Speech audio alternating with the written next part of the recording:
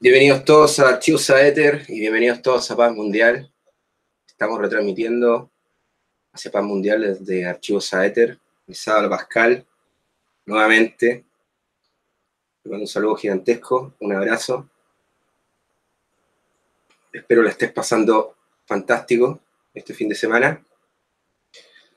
Y bueno, hoy vamos a hablar de un tema que cabe en el contexto de la fecha. Vamos a hablar sobre el cristianismo esotérico, le hemos puesto al título, que en este momento, no solamente por la época, cabe en el contexto, porque justamente hoy en día se habla mucho de la reinterpretación sobre el cristianismo, esto que sale desde la nueva era para entregar, digamos, una enseñanza diferente, distinta, que son las viejas enseñanzas dogmáticas, que mucha gente ya está, digamos, harta de ese tipo de cosas y las enseñanzas que son muy ortodoxas y todo esto. También yo recuerdo lo que era la teosofía, ¿cierto? Que también recoge un poco de una reinterpretación mucho más rica y que podría enriquecer y enriquecerse también con las culturas del Oriente, encontrar un sincretismo ahí. Entonces está muy en contexto este tema, y para eso tenemos aquí a Pablo Veloso que ha hecho un montón de videos acerca de lo que es el cristianismo y también otras visiones del cristianismo que me parece muy interesante. De hecho, en Paz Mundial también hemos hecho algunos videos al respecto. En este canal también he subido algunas cosas que hemos hecho en Paz Mundial. Así que bueno, le vamos a dar la bienvenida a Pablo, que ya es de la casa en Paz Mundial y en este canal. ¿Cómo estás, Pablo? Bienvenido a Paz Mundial, a Archivos Aether, y bueno, te mando un abrazo y un saludo gigantesco. Muchas gracias, Pascal. Gracias por invitarme a esta charla. Y bueno, es un tema el que propones muy, creo yo, muy interesante, y no solo eso, sino muy necesario para estos tiempos y para mucha gente que, como tú bien decías, está desengañada de las instituciones, sobre todo. Y como dice ese dicho inglés, arrojan al niño con el agua de la bañera.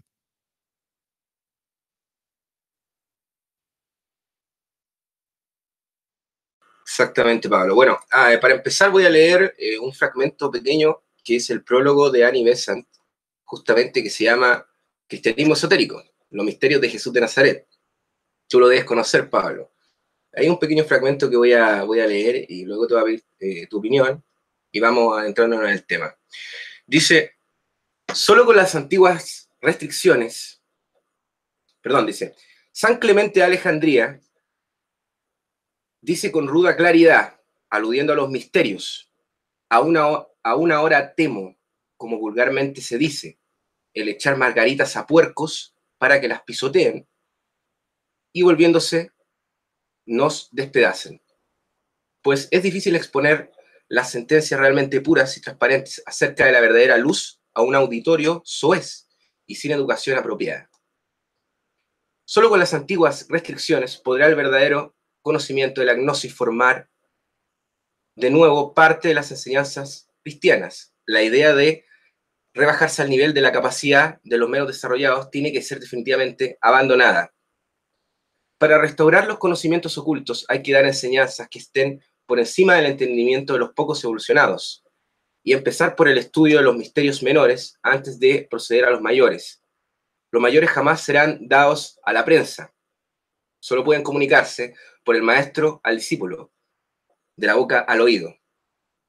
Pero los misterios menores, revelación parcial de profundas verdades, pueden restablecerse desde ahora, siendo el objeto del presente libro dar un bosquejo de ellos y mostrar la naturaleza de las enseñanzas que hay que profundizar. Donde solo se hacen alusiones, la meditación tranquila sobre las verdades apuntadas hará visibles sus contornos, proporcionando el continuado pensar una luz mayor, que la mostrará gradualmente más y más claras. La meditación aquieta la mente inferior, siempre ocupada en el objeto externo. Solo cuando la mente inferior está en reposo, puede ser iluminada por el espíritu. El conocimiento de las verdades espirituales debe obtenerse de dentro y no de afuera. El espíritu divino cuyo templo somos, y no de instructores externos. Estas cosas son discernidas espiritualmente por el Espíritu que mora en lo íntimo, por esa mente de Cristo, de que habla el gran apóstol, por esa luz interna que se vierte sobre la mente inferior. Este es el camino de la sabiduría divina, de la verdadera teosofía. Esta no es, como algunos creen, una versión atenuada del hinduismo, del budismo, del taoísmo o de cualquier otra religión. Es el cristianismo esotérico, tan verdadero como el budismo esotérico, el cual pertenece igualmente a todas las religiones, no siendo exclusiva de ninguna. Tal es el origen de las indicaciones que se hacen en este pequeño volumen para ayudar a los que buscan la luz, esa luz verdadera que alumbra a todo hombre que viene al mundo, aunque la mayor parte no ha abierto aún sus ojos a ella. Él no trae la luz, solo dice, mirad la luz. Eso decía Annie Besant en Cristianismo Esotérico, los misterios de Jesús de Nazaret. La teosofía también habla un poco de eso, intentó dar una reinterpretación, de hecho Annie Besant también habla mucho de los derechos de la mujer, fue una precursora de eso, y abrió un campo ahí. ¿Qué opinas acerca de este prólogo, Pablo? Es contundente en el inicio porque cita a Clemente de Alejandría, que si no me equivoco era uno de los que estaba en contra de justamente de la gnosis, junto con San Ireneo y otros que eran apologistas del cristianismo o apologetas del cristianismo ortodoxo. Y habla de eso de no arrojar perlas a los cerdos, en el sentido de que propone este escrito que tú leíste, una gnosis que se transmite pura, que no hace concesiones, que no rebaja su intensidad para acercarse a las distintas personas. Un poco esa es la propuesta de la gnosis, pero según cómo se la enfoque, porque hay otros dentro de los gnósticos que prefieren hacer concesiones. De hecho, toda la escuela valentiniana, que es una de las escuelas más conocidas y más que ha generado más discípulos y escritos, como el Pista y Sofía y el Evangelio de la Verdad, hablan de que los neumáticos, que son aquellos que tienen ese mayor refinamiento o esa sensibilidad especial hacia eso espiritual, en contraposición a algo mucho más burdo y material, como lo que tienen, lo que llama Pablo de Tarso los naturales. Pablo de Tarso, San Pablo, en sus epístolas divide a los seres humanos en tres: en los espirituales, los naturales y los carnales.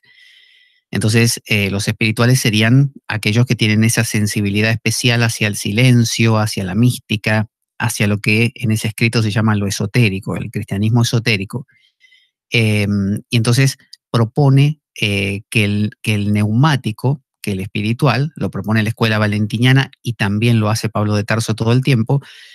Su tarea básica es intentar que los psíquicos, que los naturales, se conviertan, se acerquen a la visión neumática. Y para eso se hacen concesiones en el lenguaje, se hacen concesiones en la manera de hacer rituales, de forma tal que ese otro que todavía no tiene esa sensibilidad no se espante y sí se ha poquito a poco acercado. Que eso justamente aclara muy bien esa crítica que se le solía hacer al gnosticismo, o se le hace todavía, de parte de estos grandes luchadores contra las herejías, como Ireneo, el mismo Orígenes también, que dicen que los gnósticos son elitistas, que dicen que hay 3 o 4 que son los elegidos y todos los demás, bueno, como decir que se mueran, ¿no? Eso no van a llegar a ninguna parte. Y no es así, y no es así. Pero también está muy bien el escrito cuando dice que la gnosis es algo eterno. No es que sea egipcia, ni sea babilónica, ni sea hindú, o sea cristiana. En realidad es una postura ante la vida, es una manera, es un paradigma que luego se va a vestir con el ropaje más adecuado en ese momento y en ese tiempo y lugar. Yo te pregunto, Pablo, la gnosis cristiana en este caso, ¿de qué se nutre? Vemos que mucho de la egipcia, pero ¿qué más? Yo diría que no es que la gnosis cristiana se nutre de otra cosa. La gnosis es gnosis, la misma presentación en todas partes. Cuando en este caso toca el cristianismo, se disfraza, como que se mimetiza con el cristianismo y asume, y ahí sí se nutre de la simbología cristiana y la pone a su servicio. Y en realidad lo que está haciendo es siempre contar la misma historia, que básicamente la propuesta de la gnosis en la India, en Egipto o la cristiana dice esto: hay un estado ideal, ¿no? Que si lo llevas a la filosofía griega es el mundo de las ideas de Platón, si lo llevas a la India es el mundo de Brahman, ¿no? Del absoluto, eh, y así, cada cultura tiene su denominación. Y de eso, por alguna razón, hay una caída, ¿no? Hay un desarreglo, algo pasa, a veces por voluntad propia, a veces por un error, supuestamente, entre comillas, y todo se empieza a descomponer. Pero en el medio de esa descomposición, en todas las 10.000 cosas, como dicen los chinos, las 10.000 cosas, eh, aparece un principio, una chispa divina en el interior de cada una de esas cosas, de esos entes, de esos seres. Y esa chispa divina es el motivo y el motor de un regreso a esa esencia de la cual se cayó. Y para ese regreso, normalmente ocurre como una especie de polaridad magnética, ocurre que esa chispa es como femenina y convoca a la parte masculina, llamada dentro de la gnosis cristiana Cristo. Pero dentro del ámbito, no sé, hindú será Krishna, ¿no? Y así, Krishna y la parte de la chispa es las gopis, ¿no? La parte femenina. O Shiva es atraído por Shakti, ¿no? Y aquí Cristo es atraído por Sofía. Entonces, siempre es el mismo principio, es una especie de recuperar el estatus perdido, ¿no? Regresar, un poco la misma idea de Platón, regresar del mundo sensible al mundo inteligible, pero es un regresar no como me voy a ese lugar físicamente, sino que es algo que ocurre dentro de uno. Eso lo aclaraba muy bien Plotino. Plotino decía eso, que el mundo de las ideas no está en un lugar, en un topos, en un lugar ahí afuera. El mundo de las ideas es una dimensión de nosotros mismos. Y ahora, a propósito de Plotino y todo lo que es el platonismo, el neoplatonismo, ¿cuál sería el origen del cristianismo? Porque vemos que hay una doctrina metafísica importante que va hacia el cristianismo luego, ¿no? En Grecia, digo. Sí, el cristianismo en realidad es una confluencia de varias cosas. Obviamente tiene una base notable judía, pero tampoco podemos decir que los judíos son judíos por motu propio, porque en realidad los judíos estuvieron cautivos en Egipto y luego estuvieron cautivos en Babilonia. Entonces, esas cautividades los transformaron y mucho, hasta el punto que luego cuando los judíos, que había judíos de la diáspora, había judíos antes de Cristo, judíos de la diáspora, que habían regresado de Babilonia, estaban ya en una situación más agradable, ya no bajo tiranía, y esos que todavía estaban en la diáspora se les solicitó que tradujesen el Antiguo Testamento o la Torá, su escritura, al griego, y lo hicieron, era su lengua ahora, y escribieron la Septuaginta, la Biblia de los 70, que es una Biblia en griego. Entonces, imaginémonos que ya el mundo judío era un mundo que hablaba en otra lengua y tenía otras ideas.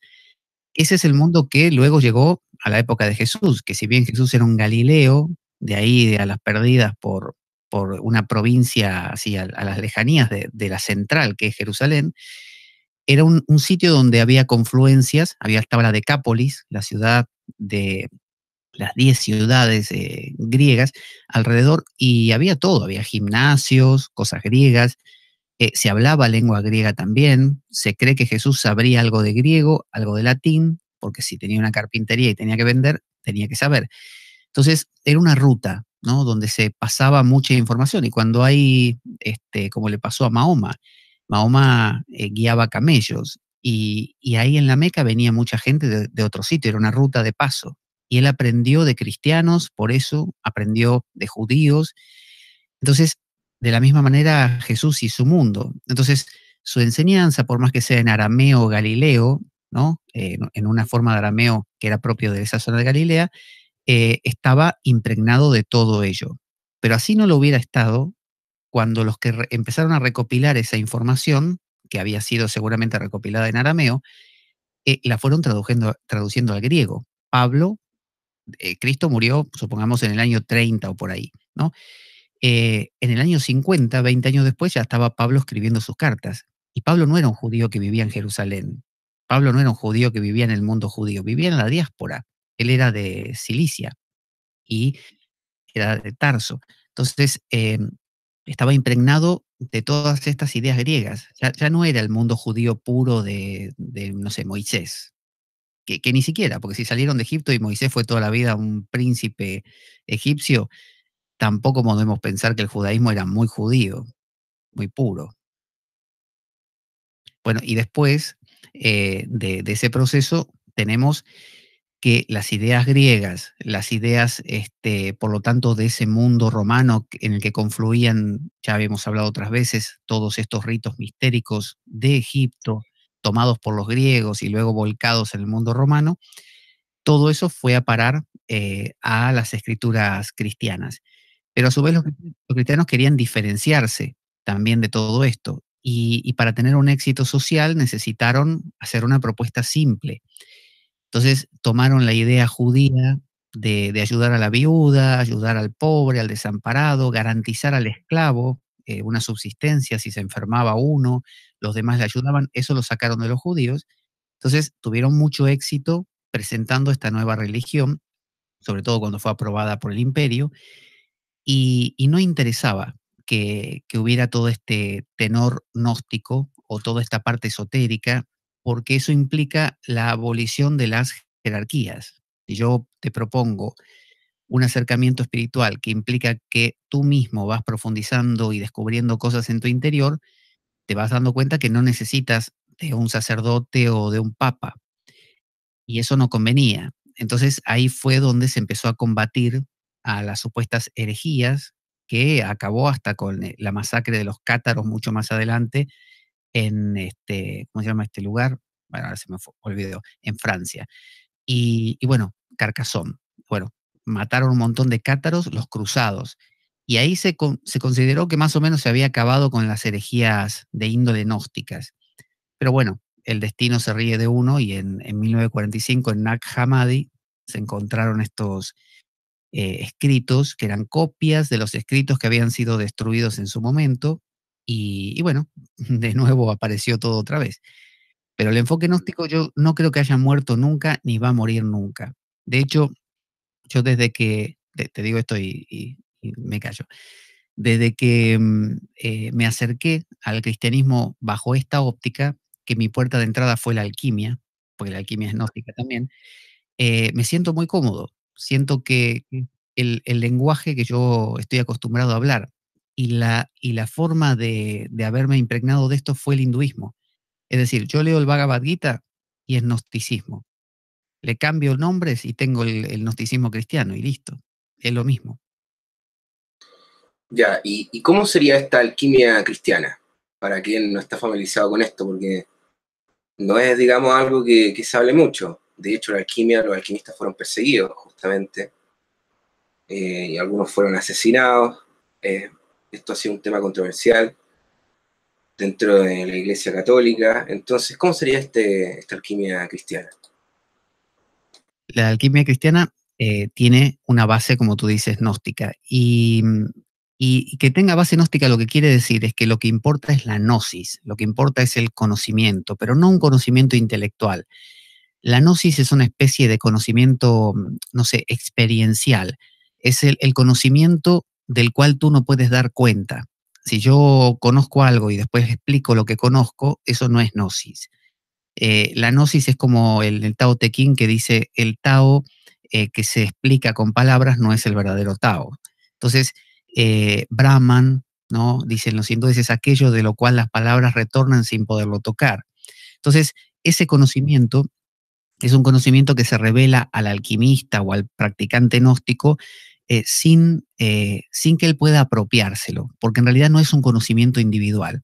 Entonces, la alquimia simplemente utiliza un lenguaje metalúrgico para, tomando los 7 metales de los planetas, para definir todo un proceso que va teniendo que ver con la misma dinámica, un estado de perfección, una caída y un regreso. Y para ese regreso, una especie de lo que dirían los hindúes, un sadhana, una práctica. Esa práctica lo que produce como una forja es el refinamiento, en el caso de la alquimia, del metal, ¿no? Para obtener ese mercurio filosofal, esa piedra filosofal. Entonces se entiende que ese mercurio está atrapado dentro de una costra oscura que es la piedra en bruto, ¿no? La piedra es negra. En el Cantar de los Cantares de la Biblia, la chica, la novia o la amada dice: yo soy negra, el sol me ha quemado y por eso le pido a mi amado como que me quiera igual, porque soy, como diciendo, profunda en el interior, pero negra en el exterior. Hay que refinarla. En la India lo mismo. Está la diosa, cuando murió Sati, que era la esposa de Shiva, y reencarnó como Parvati, la hija de la montaña, justamente, montaña, piedra. Entonces, tenía que ganarse el amor de Shiva otra vez. Shiva es símbolo de ese mercurio. Ella tenía que luchar para ganárselo. Y como Shiva no le daba ni la hora, ella hizo montones de austeridades, pero brutales, y su piel se tornó dorada. Y cuando se tornó dorada, Shiva se interesó en ella. Entonces, esa aurificación, ese adquirir ese tono dorado, es que la piedra negra se transforme en esos pasos que son negro, blanco y rojo, ¿no? Y a veces se le agrega un intermedio que es el citrinitas, que viene después del blanco, que es el dorado. Entonces en la gnosis, la gnosis cristiana, tenemos un texto, por ejemplo, alquímico que es el Aurora Consurgens. El Aurora Consurgens toma muchísimo bueno, sobre todo del Cantar de los Cantares y de la Sabiduría, libro de la Sabiduría de Salomón, que es un libro deuterocanónico que está en la Biblia, y donde habla la sabiduría en primera persona y dice, cuando Yahweh estaba creando, yo como que jugaba por ahí, me solazaba con él y le ayudé a crear, ¿no? Sofía, la sabiduría, porque ese libro está escrito en griego. Y entonces claro, que es un deuterocanónico, entonces está escrito en griego. Por eso ella era Sofía, la misma Sofía que toman los gnósticos. Entonces el proceso acaba siendo lo mismo en la gnosis cristiana. Se considera que hay un plano llamado el pleroma, es el plano de plenitud. Y ese pleroma se le nombra también como la ogdóada. La ogdóada viene de 8, y son cuatro pares de eones, ¿no? Cuando se traduce la palabra eón en las Biblias, normalmente se traduce como siglos, ¿no? Por los siglos de los siglos, por los eones de los eones, ¿no?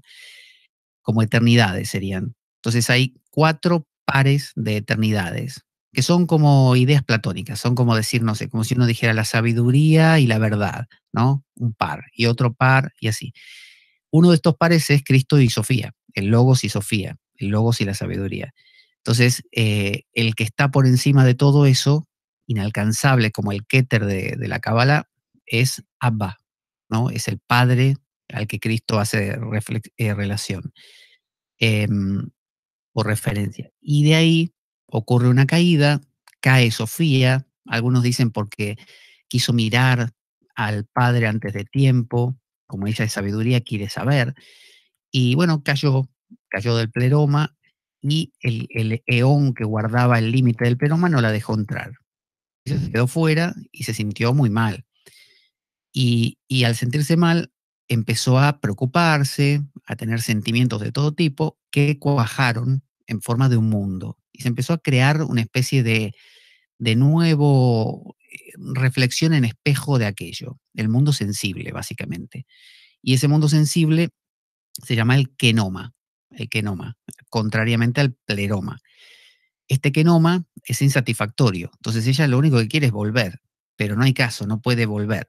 Entonces, dentro de lo que está haciendo, crea un hijo, pero como lo crea sin su contraparte, su logos, su Cristo, le sale torcido, ¿no? Entonces sale un tipo que es un natural, un psíquico, un hijo de este mundo, pero potente, ¿no? Como una especie de arconte muy potente. Este demiurgo empieza a crear a su vez, siente que esa es su labor y crea. Ese es Yahweh, Yahweh de los ejércitos, el que crea en el Edén a Adán y a Eva y a todo el paraíso y todo lo demás. Es un Dios celoso, es un Dios que castiga, es un Dios que cambia, que dice una cosa y después dice otra, porque ignora lo que está por sobre él. Él no conoce el pleroma, ni se entera de su madre apenas. Entonces, de hecho, él crea arcontes que lo empiezan a ayudar. Los arcontes son los poderes que él tiene para crear todo esto y manejarlo a la vez, para gestionarlo. Y hasta en un momento los arcontes violan a Sofía. Por la fuerza la violan, ¿no? Ese es un mito muy común también en el Tantra. La violación de Sofía es como expoliarla, quitarle todo lo que tenemos de divino, tratar de sacarlo y ponerlo en el ego, porque ese demiurgo es nuestro ego, en realidad. Y los arcontes son nuestros pensamientos, ¿no? Los pensamientos más fuertes que tengamos, ¿no? El de violencia, el de amor, el de odio, el de deseo, el de ambición, esos son nuestros arcontes. Y el ego es el demiurgo. Y Sofía es Kundalini, es la chispa divina que está en nosotros y que desde dentro quiere regresar, pugna por regresar, ¿no? Y que no te deja dormir y que si haces cualquier cosa, no sé, exitosa en el mundo, en el fondo hay esa voz que te dice, acá falta algo. Entonces, Sofía quiere regresar y convoca al Logos, a Cristo, porque el Padre Celestial, el Abba, dice, acá nos quedamos cojos, nos falta algo, falta Sofía.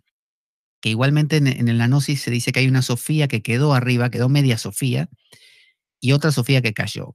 La que cayó es Achamot, y la que quedó, si no me equivoco, se llama Barbeló. Y bueno, hay una especie de como Shakti divina y una Shakti en reflejo aquí en la Tierra, que es Kundalini. Entonces Sofía, cuando el demiurgo está creando, sin que se dé cuenta, le mete una chispa de ella en cada ser, para que entonces, cuando esas chispas clamen por volver, el Cristo descienda a cada una y las libere, y a ella también. Entonces, o sea, a ella por medio de ellos. Entonces ella es la que aparece como serpiente en el jardín del Edén y le dice a Eva, comete la manzana o la fruta para abrir los ojos. Ella quiere despertarlos, quiere avivarlos, quiere poner en marcha esa chispa, que de una vez empiecen a buscar. Em, el de Minú, sí, dime. Y justamente en el jardín del Edén, todo lo que es el Génesis bíblico, bueno, también hay mucha controversia. Tú mencionas justamente que esta serpiente sería el conocimiento, la sabiduría.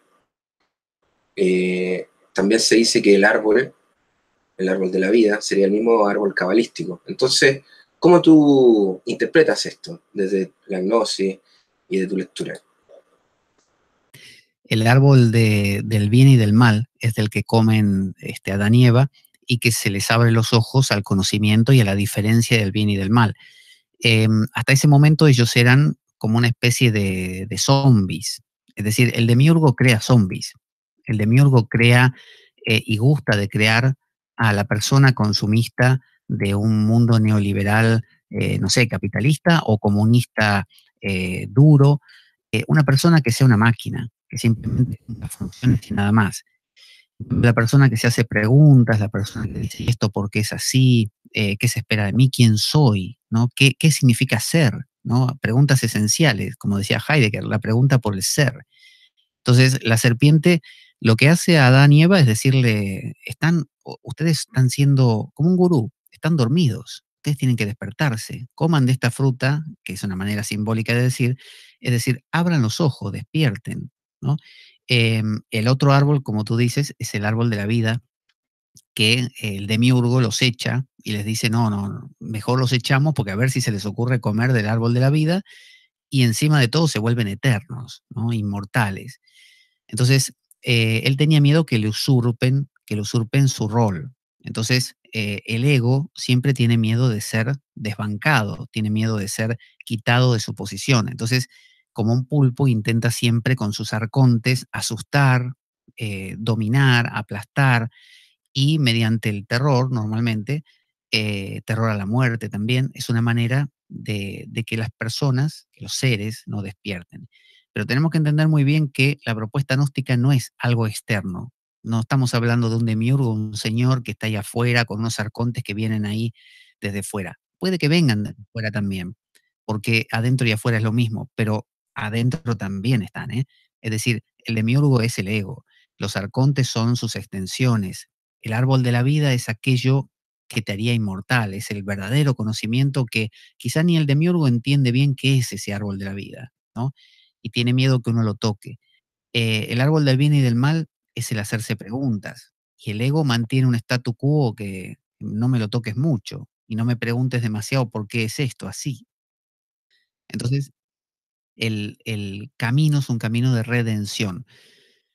Luego baja el Cristo, y cuando baja el Cristo, que tampoco es que baje como un extraterrestre de un plato volador. Bajar el Cristo significa, claro, bajar el Cristo significa que de esas 3 partes que uno tiene, o de las cuales uno está constituido, que es la parte carnal, ¿no? Que no solamente es el cuerpo físico, sino que es esa parte de la mente que se ocupa solo del bienestar físico, ¿no? Comer, dormir, reproducir y defenderse. Ese es ser un carnal, ¿no? Un tipo que prioriza el placer inmediato y no le interesa ni pensar algo para mañana, no tiene ni siquiera espíritu de competencia, no tiene desafío, aventura, no tiene nada. Luego está la dimensión natural o psíquica. Bueno, esa es la dimensión que dirían los Hare Krishna o los Vaishnavas, el plano de la explotación, ¿no? Esa cosa de que quiero lograr más, quiero ganar más, quiero vencer al otro, quiero superar a aquel, quiero ser mejor que este, quiero ganarme el cielo, ¿no? En última instancia. Ese es el nivel mental más común. Y luego hay un nivel superior, que es el nivel neumático, el espiritual. Y ese es el nivel del silencio. Y en ese nivel del silencio no hay ni yo, ni tú, ni nadie.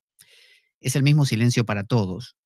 Si una orquesta deja de tocar Beethoven o un grupo de rock deja de tocar la canción que estaba cantando y no sé, uno de cumbia deja de tocar, el silencio que va a haber en los 3 casos es el mismo. No hay un silencio de cumbia o un silencio de rock o un silencio de Beethoven, de clásico. Es el mismo. Entonces es una tierra sin identidad, el silencio. Bueno, ese es el nivel del Cristo. Entonces ahí aparece, que aparezca el Cristo significa sentir un llamado, una convocatoria desde el silencio, una necesidad de silencio. Entonces cuando este Cristo viene, no solo viene como esa necesidad de silencio, sino que entra en la mente, en forma de un paradigma. ¿Cómo puede entrar? ¿Cómo se viste un Cristo? El silencio de... Se tiene que vestir de ruido.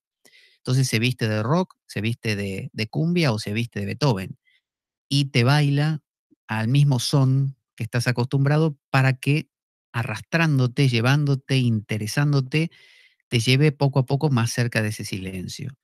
Y su forma es, primero intentará explicarte, y cuando ve que no va de ninguna manera, dice, bueno, voy a dramatizártelo, voy a actuarlo. ¿Viste? Como alguien que le quiere explicar algo a un niño y el niño no entiende nada, entonces le dice, mira, te lo voy a mostrar con una representación, ¿no? Y hace unas caras y unas cosas. Bueno, Cristo hizo una representación, directamente se suicidó y mostró cuál era el camino. El camino es que el ego necesita ser crucificado. Entonces dijo, ven, esto es lo que hay que hacer, miren, y se crucificó, porque de hecho él lo buscó. Entonces, ese es el camino que enseña, que queda como ejemplo para el nivel mental nuestro, que se trata de eso, de entrar en el plano, dirían los Vaishnavas, de la dedicación, salir del plano de la explotación y entrar en el plano de la dedicación, que significa darlo todo, no guardarme nada para mí, no querer ser yo el centro, darlo. Magnífica explicación. Escuchamos atentamente. Los que nos están siguiendo desde nuestro canal que estamos transmitiendo, Archivo Saete, y los que nos están siguiendo desde Paz Mundial, que sería la retransmisión, pueden hacer preguntas, comentarios, los voy a leer más adelante. Pablo, quiero preguntarte acerca de la relación con Egipto, porque antes de esta explicación de la hipnosis, mencionaste los misterios de Egipto. Sí, y estos cultos mistéricos tienen también una importancia fundamental en el cristianismo. De hecho, estamos hablando de un culto solar, por ejemplo, y mencionan muchas veces esta idea del conocimiento en un aspecto superior, es decir, que habría que subir, como ocurre en el árbol de la vida, de Malkuta Keter, ¿no? Llegar al conocimiento divino. Bueno, resulta que si nos vamos a Egipto nos encontramos también con una enseñanza muy parecida. De hecho, Imhotep, que fue el que creó la primera pirámide, tiene una forma de escalera y por ende también es un culto solar, es decir, la idea de en la cúspide de la pirámide que esté el conocimiento. Entonces, ¿cuál sería esta relación de los cultos mistéricos con el cristianismo, en relación a la gnosis, etcétera? Yo creo que los cultos egipcios, cuando tú lo presentas como cultos mistéricos, hablan de esa graduación, tal como decías, como una pirámide escalonada, como ocurre en América también. em, y, y eso apunta más a un plano natural, ¿no? Al plano natural, que sería el plano psíquico. Si tú te acercas a una persona que es neumática, que es espiritual, probablemente no necesite de ningún culto mistérico. Los cultos mistéricos son una especie de arrastre, son llevar a una persona que está inmersa en cierto tipo de paradigma a un paradigma nuevo, a un paradigma que le acerque todo lo posible a la concepción de la vida como una unidad. Entonces, a veces se necesita de ese ritual, según el nivel en que uno esté, o diría que aún estando en un nivel muy profundo, si uno entiende que quien es neumático no por ello deja de ser natural ni carnal, los tres niveles necesitan de su alimento. Entonces, esa es la razón por la cual una persona puede morar más en el plano neumático o estar abierto al plano neumático, disfrutar del silencio, disfrutar de, no sé, una meditación sin forma, sin imágenes ni nada, y al mismo tiempo transitar algún tipo de ritual. Esos rituales pueden ser, en el plano cristiano, pueden ser la comunión. De repente esa persona puede decidir cada día cortar un trozo de pan, ¿no? Leyendo quizá un poquito de Pablo ahí en los Corintios, que dice esas famosas palabras que se dicen en la misa siempre cuando se hace la comunión, y un poquito de vino, y está cortando ese cuerpo, ¿no? Cortando el pan, que es como partir el ego, ¿no? Ese pan que tiene que romperse, como Dionisos, que era destrozado por sus vacantes, sí, vacantes. Em, en las bacanales. Entonces, por sus devotas. De la misma manera, es destruir a ese ego, ¿no? Y mediante la sangre, mediante la inmolación, mediante la entrega.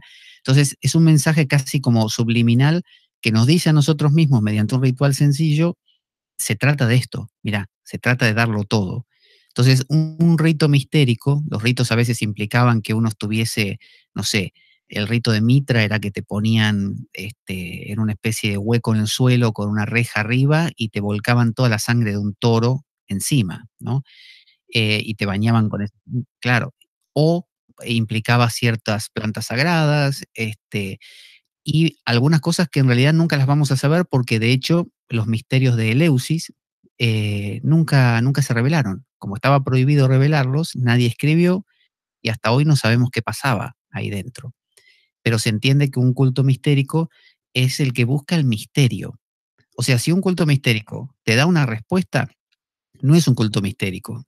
O sea, un culto mistérico te tiene que llevar a una vivencia que no puedas explicar.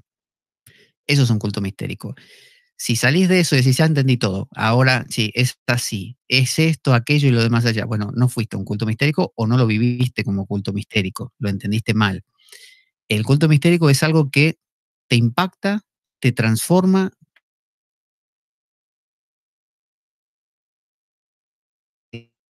¿Cómo fue? No sé, no sé. Es algo brutal, pero no sé explicarlo. Bueno, eso es acercarse al misterio. Entonces, Y, sí. o sea, justamente eso te iba a consultar, Pablo, es decir, dentro del cristianismo, la gnosis sería este culto mistérico, que probablemente yo hago, bueno, una relación con Egipto. También quedo afuera de esa pregunta. Eh, Tú me dices que sí, en ese sentido, en relación a la gnosis. La gnosis no es solamente un culto mistérico. La gnosis contiene el culto mistérico, o sea, el ritual dentro. Porque mira, hay algunos acercamientos, cuando uno busca gnosis en Internet, está lleno, por ejemplo, de la gnosis de Samael Aum Beor y otros por el estilo, o la misma teosofía, que en algunos aspectos también se vuelve bastante barroca, y te encuentras con un montón de gente que lo único que hace es una cierta especie de masturbación mental que consiste en darle vuelta a conceptos y decir, sí, porque esto es del grado 3 subgrado 5 y del arconte del nivel 8 como si cuando uno lee el Pista y Sofía, por ejemplo, el Pista y Sofía y muchos textos tipo Grimorios también, hablan en esos niveles, en niveles que hacen alusión a jerarquías dentro de jerarquías y a otro que está por debajo de ese y que entonces es del nivel 8 y del subnivel 4 y de la raza y de la quinta raza y de la subraza. Viste que la doctrina secreta de Blavatsky es así. Entonces, a veces uno corre el riesgo de quedarse enganchado, empastado, entrampado en una maraña de palabras que sirve para poder sentirse superior a otro cuando uno le explica. Entonces, hablar, o sea, quien se leyó la doctrina secreta y se la aprendió toda, parece, pero no sé, al lado de otro Einstein, porque le está explicando todos unos niveles que no sé, a mí no me parece que sirvan demasiado. Me parece más útil el culto mistérico directamente, que en el cristianismo sería lo que se llama los sacramentos, ¿no? Esos sacramentos tienen un poder en sí. El sacramento del bautismo es lo mismo que te bañen con la sangre de Mitra, solo que este con agua, el otro es con sangre. Em, Había cultos mistéricos de distintos tipos, algunos usarían agua también. Es una inmersión, es regresar a la tumba. Se entiende que cuando te sumergís para el bautismo estás entrando en tu tumba, ¿no? Estás renaciendo por eso. El culto mistérico era lo mismo. Se suponía que entrabas, a veces, como pasa con los masones, por ciertos pasillos y cuartos diferentes, oscuros, y básicamente es morir. Tenés que morir para renacer. Eran cultos para los cuales tenías que viajar lejos, no podías contar lo que veías, normalmente tenías que ser hombre en general, y tener dinero para ciertas ofrendas y para el viaje. Entonces, por eso el cristianismo ganó bastante porque ofreció lo mismo pero gratis y en tu casa. O sea, lo tenías a la vuelta de la esquina. No tenías que ir a los grandes centros, lo tenías el bautismo, tenías la comunión, tenías la unción de enfermos, tenías, qué sé yo, hasta la confesión, que no estaba tan organizada como ahora, sino que era simplemente un contarse mutuamente cosas. Había las unciones estas del Espíritu Santo, que la gente de repente hablaba en lenguas. O sea, lo mismo, hablar en lenguas, es esa especie de jeringosa que se habla, bueno, es lo mismo que en estos cultos mistéricos dejar fluir lo inconsciente. Es un culto mistérico y un ritual se basa en símbolos inconscientes que no pueden ser traducidos en palabras. Si yo explico por qué la comunión, bueno, te puedo decir sí, al cortar el pan es el ego que, y al mismo tiempo cuando se le echa en la misa un poquito de agua al, al vino, es como agregarle un poco de humanidad al sacrificio ese que se va a hacer, un poco de nosotros, pero en realidad es algo para ser mirado. Está hecho para que estés ahí y así no entiendas nada de qué va, te impacte. Cuando el cura levanta, o antes por lo menos levantaba la hostia entera, eh, por sobre el cáliz, era el sol que salía por encima de ese sacrificio de sangre, era la resurrección de Osiris en última instancia. Entonces, todo este culto de Osiris, Isis, Horus, Set, no es más que el tema este de morir y renacer. De hecho, el famoso, ese monosílabo IAO de la gnosis, que el otro día me lo enseñaba muy bien Fernando Laredo, que le pregunté, em, el IAO es una especie de mantra gnóstico que, bueno, posteriormente, quizá no de la época de los egipcios mismos, sino posteriormente se lo relacionó con Isis, Apophis y Osiris. Entonces, es el inicio, el estancamiento y finalmente la resurrección, ¿no? O sea, sería como rayas, tamas y sattva del Bhagavad Gita o del hinduismo. Y dentro del mundo cristiano, de la gnosis cristiana, sería como I de Jesús, A de Alfa y el omega, ¿no? Ese silencio interior es el principio y fin de todas las cosas. Perfecto, sí. Justamente también te preguntaba por Egipto, a propósito de que tú mencionas el bautismo. En Egipto, justamente como tú dices, se bautizaba. De hecho, el misterio de Isis se hacía, era algo propio de los sacerdotes, el misterio de Isis, de Osiris, y se hacía en las aguas del Nilo, justamente. También en el lago Moeris, también se realizaba una ceremonia parecida. Y la idea de esto es que te entregan un agua divina, que sería como si tú estuvieras apto para recibir el próximo conocimiento superior. Ahí hay algo también importantísimo dentro del culto mistérico que tú mencionaste. En el caso de la comunión, Pablo, que también forma parte de los cultos mistéricos, ¿ves una relación, por ejemplo, en Isis y Osiris y en la comunión que hay dentro del cristianismo, la visión gnóstica? No sabría relacionarlo con el mundo egipcio exactamente, pero el comer es una forma de participar. Plotino hablaba todo el tiempo de participar justamente del mundo de las ideas, de esa participación. En lugar de estar ajeno a él, entrar dentro. Entonces, entrar en el misterio es también comer. Cuando uno come algo, lo mete dentro de su cuerpo, lo hace propio. Entonces, comer ese pan que se acaba de cortar y que es un símbolo, es como decir, bueno, ya lo entendí, este sacrificio que hay que hacer, lo meto dentro como diciendo lo interiorizo y ahora está dentro de mí. Lo que pasa que eso hay un sacramento psíquico, un sacramento neumático y los carnales no, pues ni les interesa. Entonces, el psíquico, el natural, va a pensar que lo que está haciendo es comulgando, o sea, estando en estado de comunión, de unión con un dios. Ese dios puede ser Apolo, puede ser, no sé, Hermes o puede ser, en este caso, Cristo. Mientras que el neumático no. El neumático siente que eso es un símbolo de algo que está ocurriendo dentro de él, que ese Cristo en realidad es un principio interior. Seguramente en Egipto, no estoy seguro, no conozco en detalle, habrá habido más de una ocasión donde se ingiera alguna sustancia, alguna cosa del otro y se incorpore dentro de sí, o en su mitología, seguramente.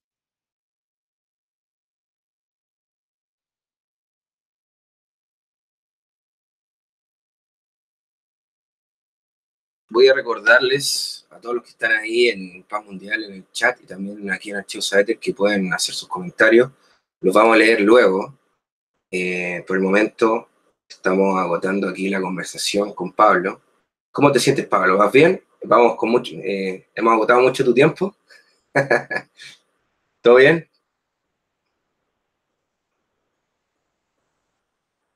Perfecto.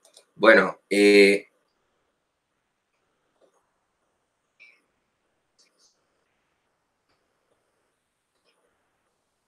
Presente siempre y es necesaria. Y mucha gente, yo creo que hoy en día siente la necesidad de revitalizar, por así decir, entre comillas, su fe.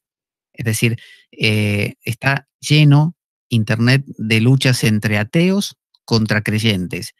Y los dos son igual de materialistas e igual de literalistas, ¿no? Son psíquicos todos. Son gente que pretenden mediante la mente afirmar ideas concretas como absolutas y luego se matan entre sí. Entonces aparecen los creyentes que dicen que, no sé, Moisés abrió el Mar Rojo y los ateos que se burlan y dicen, ¿cómo va a separar las aguas? Es imposible. Y después dicen que, no sé, a Jonás se lo comió un pez y cómo se lo va a comer un pez, le dicen los ateos. y un montón de cosas, o cómo Dios va a enviar a su propio hijo, tendría que ser un tipo sádico, que de hecho, claro, es muy coherente todo eso, pero porque se está hablando en un sentido literal. Entonces, yo creo que mucha gente que hoy en día es suficientemente inteligente como para darse cuenta de que esa clase de dicotomía es una dicotomía falaz, es una dicotomía miserable, limitada, hay más, hay otra manera de enfocar las cosas. Creo que esa gente está buscando una aproximación nueva, que es una aproximación que trasciende esa literalidad y entra dentro del mundo de lo alegórico. Creo yo que nuestra inteligencia clama por salir de la cárcel de lo literal y de creer que hay un Cristo que es un Señor, que es hijo de otro Señor más grande, que vino a la tierra para morir en una cruz de madera, para eliminar un pecado que el mismo Dios creó cuando permitió que una serpiente se acercara, una serpiente que hablaba, y le hablase a Eva y le dijera que comiera una manzana o una fruta. Por ese fruto tiene que morir su hijo mucho más adelante para eliminar el pecado del mundo, que no lo elimina porque sigue siendo todo un desastre. Entonces, ese plan obviamente no se sostiene, pero porque es alegórico, es una alegoría de algo que pasa dentro y de un trabajo que tiene que hacerse, no algo que se hizo hace 2000 años y listo, estamos todos liberados por la sangre de Cristo, pero somos igual de malos que siempre. Entonces, se trata de la gnosis, es como decir, vamos, el ñana de los hindúes, la gnosis, es la misma raíz, que justamente en la India es como con una especie de JN, ña, y aquí es GN, gnosis, gnosis, así, gnosis, aunque bueno, en sánscrito no existe la J en sí, existe otra letra que representa eso. Y bueno, eso es lo que hace falta hoy reinterpretar. Entonces, no hace falta irse lejos de la Biblia. Uno puede ir a Oriente, pero también lo tenés acá. Es decir, tomás la Biblia, tomás las escrituras cristianas, y si querés las gnósticas también, y ahí destilás, pero un montón de cosas. Entonces, el demiurgo, que muchos gnósticos inclusive lo pintan como demoníaco, y entran dentro de esa otra falacia que es pesadísima, de que el demiurgo nos domina, el demiurgo con sus arcontes aparece en forma de reptilianos, siempre tienen que ser cosas externas. No, el demiurgo es tu ego, y los arcontes son tus propios pensamientos, tenés que resolverlo adentro, no estar queriéndote pelear con un supuesto afuera. Entonces, el demiurgo es el ego es el supuesto centro de nuestra identidad. Decía Jung que el sí mismo es el centro de un gran mandala que es la totalidad, el ser, ¿no? Como si fuera en el mundo de las ideas, tiene un centro, el sí mismo. Eso, como refleja un espejo, en nuestra vida cotidiana somos también pequeños mandalas que tienen un centro armonioso, el yo, el yo. Pero dentro de esta dinámica que somos nosotros aparece un centro adicional llamado el ego, muy útil para muchas cosas, pero que empieza a volverse exclusivo y lo agrupa todo, lo aglutina. Ese es el problema. Ahí es donde el demiurgo, que no entiende nada ni jota, el demiurgo no se entera del yo, no se entera del sí mismo, no se entera de nada. Él ve de ahí para abajo nada más. Entonces, hace cosas torpes y trata de legitimar y mantener su poder. Eso es lo que hace el ego. Entonces uno va a una persona que es 100% demiurgo, no 100% ego, y le habla de estas cosas y o se enfada o ridiculiza, como diciendo, no, ¿qué me estás hablando de que el mundo de las ideas y de que el silencio, eso no, es todo un cuento, no hay nada, lo único que hay soy yo con mis proyectos y mis cosas, esa es la realidad. Eso dice el demiurgo.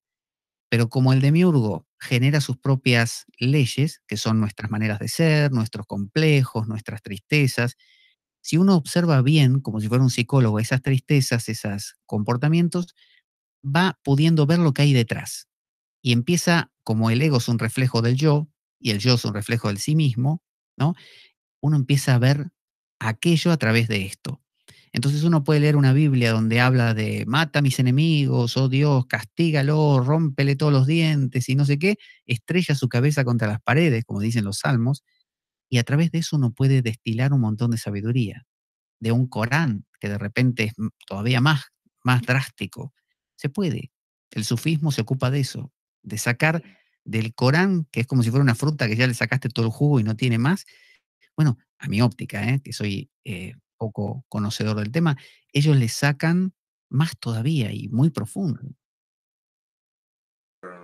Siguiendo por la línea de la comunión, eh, ¿cómo se relacionan las oraciones que funcionan a nivel de mantra dentro del cristianismo?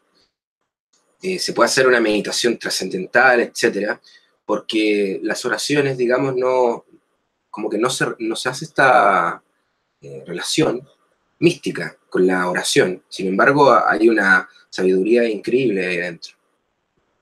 Sí, porque en realidad las oraciones, como todo, funcionan en varios niveles.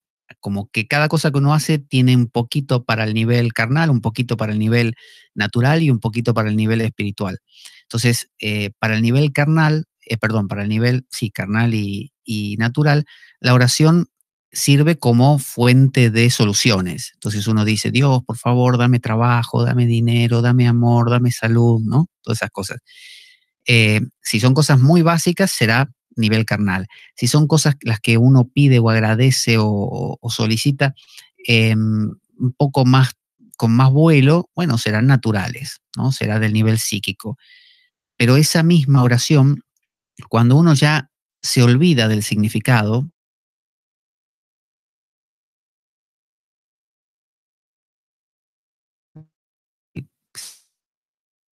pedir, sino que se trata...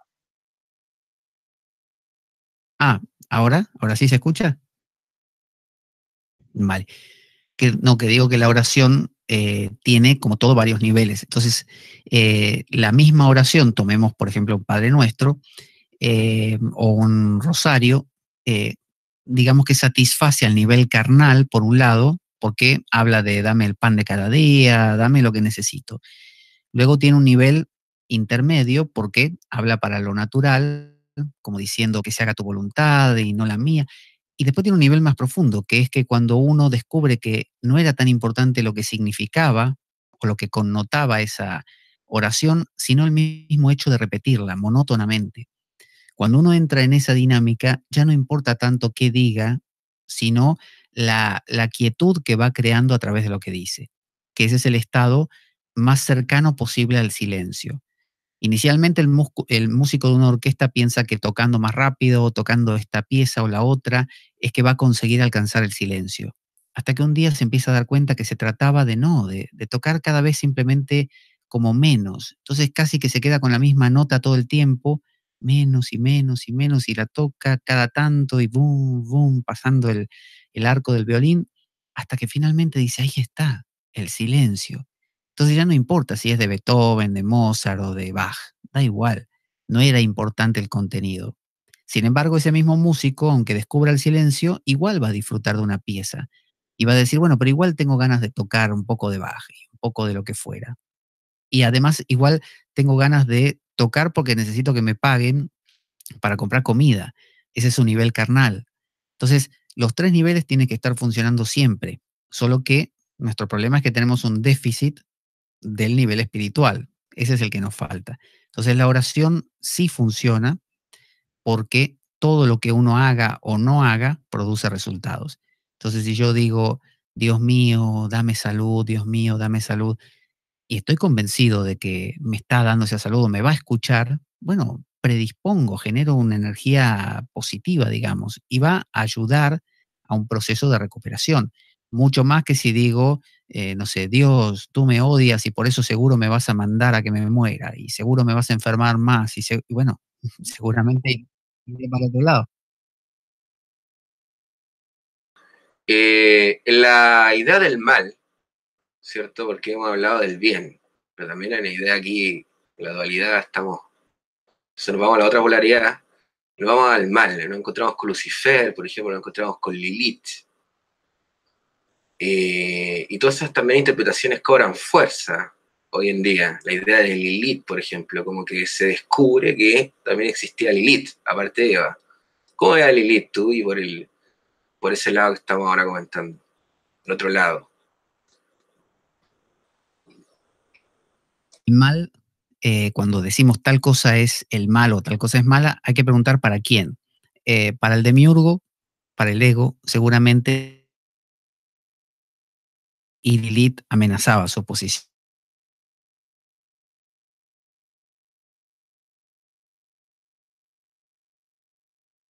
se acercó y te siente. Ah, vale. Bueno, digo que el mal depende de desde dónde se lo mire para saber si es mal o no. ¿Ahora se escucha? ¿Me escuchas ahora? A ver, o me quedé solo. Ah, vale, vale. No, digo que el mal es depende quién lo defina para saber si lo es realmente. Entonces, para el demiurgo, para nuestro ego, mal es todo aquello que amenaza su poder, su posición. Entonces, Lilith era una energía que cuestionaba los parámetros y las leyes que imponía el demiurgo, y que agarraba a su creación, a ese Adán, y como que lo quería vivificar, lo quería despertar, lo quería movilizar. Y Adán no quería porque era un tontito. Después finalmente accedió de otra manera comiendo la fruta, y ahí se le abrieron los ojos. Entonces, para nuestro ego, todo lo que es cuestionarse, preguntarse, todo lo que es rompedor, es el mal. Entonces, no creo que Lilith sea el mal, es el mal para el ego. Luego hay otro mal, que es el mal como olvido. Entonces, para el pleroma, para el mundo de las ideas, para la totalidad, podríamos entender como el mal el haberse olvidado de la esencia. Olvidarnos de Sofía,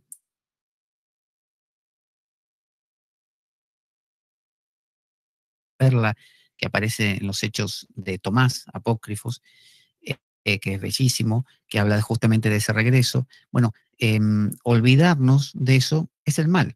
Ese es un acto de mal, ¿no? De sentirse pequeñito, de sentirse ajeno a todo lo demás, de sentirse poca cosa, aislado justamente, mientras que todo lo que te reintegra, ¿no? Por eso esto del perdón, esto de poner la otra mejilla, esto de...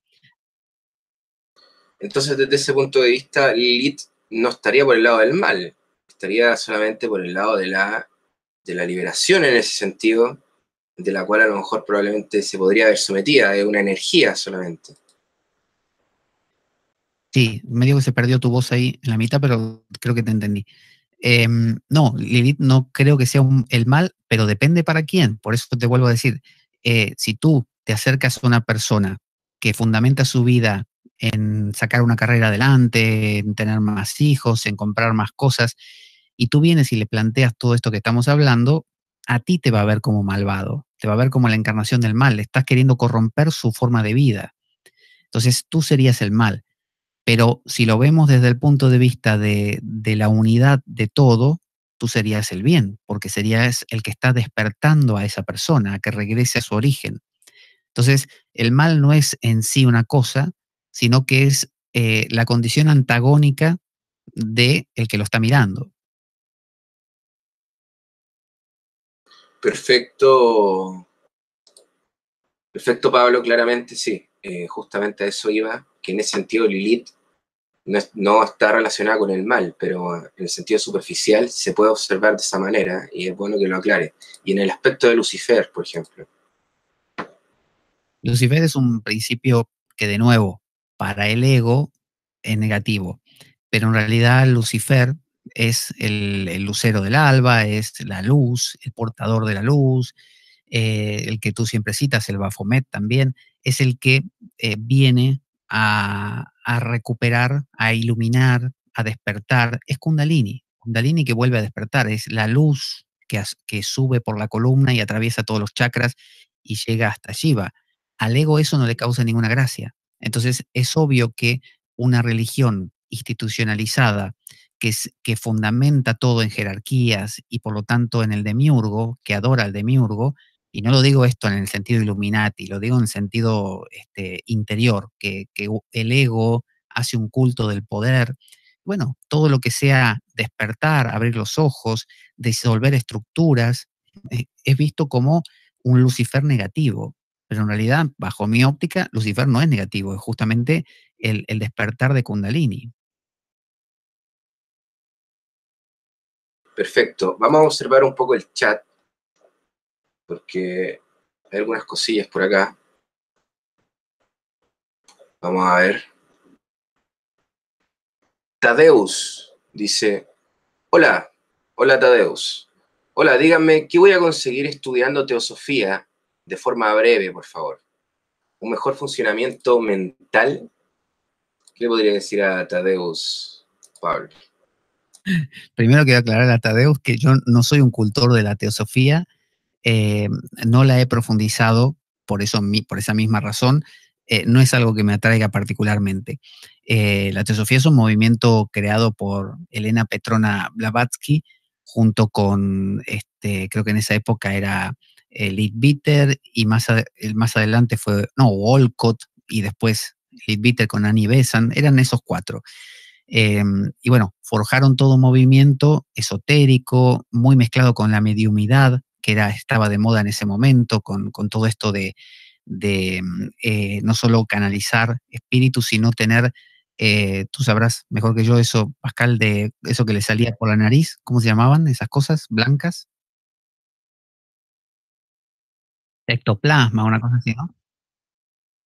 Bueno, estaba muy de moda todo eso. Entonces, ellos empezaron con todo este tema y con canalizar grandes maestros. Entonces empezaron a decir que canalizaban al maestro Kutumi, al maestro El Moria, que uno era de repente tibetano, otro de... Y bueno, crearon todo un sistema donde a través de esas revelaciones describían una cosmología y bebieron de muchas fuentes cruzadas, entre ellas estas fuentes gnósticas.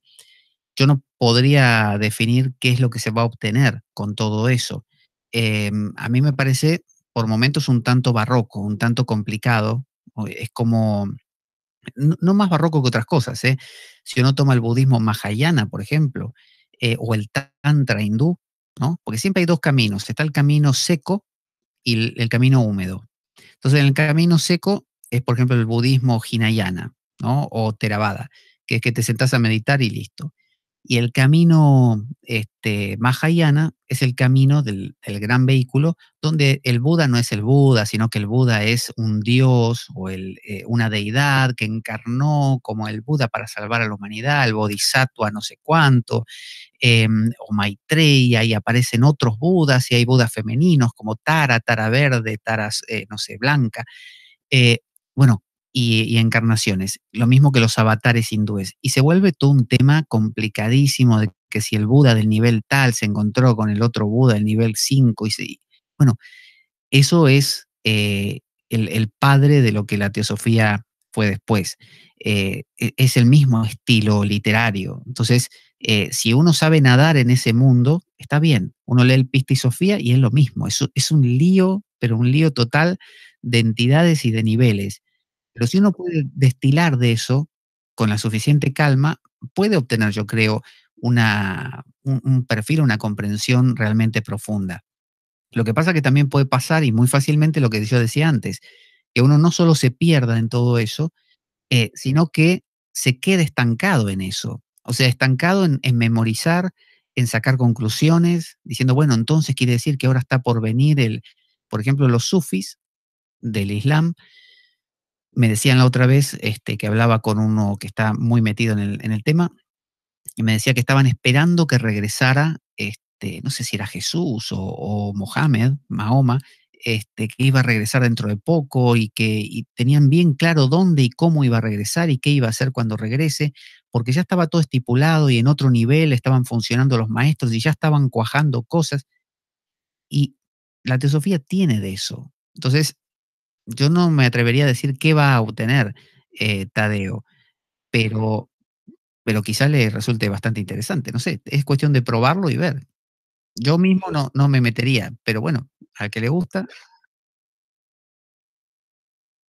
tuve mi tiempo para meterme en la teosofía. De hecho, empecé a leer la Doctrina Secreta, y la verdad no me gusta algo que tenga tal nivel de complejidad. Me gustan las cosas. Nada, no me digas nada, Pablo, que estoy invitado a la Sociedad Teosófica el lunes. Dice, yo no iría a eso. Bueno, Digo, cada uno, quizás tú vas y quedas maravillado y te encanta y te sirve de mucho, no lo sé. Digo a mí personalmente, a mí me gustan las cosas simples. con profundidad, pero simples. Pero hay gente que le gusta algo más complejo, con mucho elemento, para poder pensar en miles de detalles. Y bueno, está bien, está bien. Perfecto, Pablo. Vamos ahora a mirar el otro chat, porque tenemos dos chats. Un saludo, Patricia. Bueno, aquí hay una pregunta de Guaquero Retirado. Bueno, hay varias preguntas de Guaquero Retirado. A ver, ¿por cuál partimos? Un saludo, Guaquero. Sí, Guaquero. Un saludo para él. Vamos a ver, a ver. Aquí hay una, dice, ¿por qué los judíos aún esperan a su Mesías?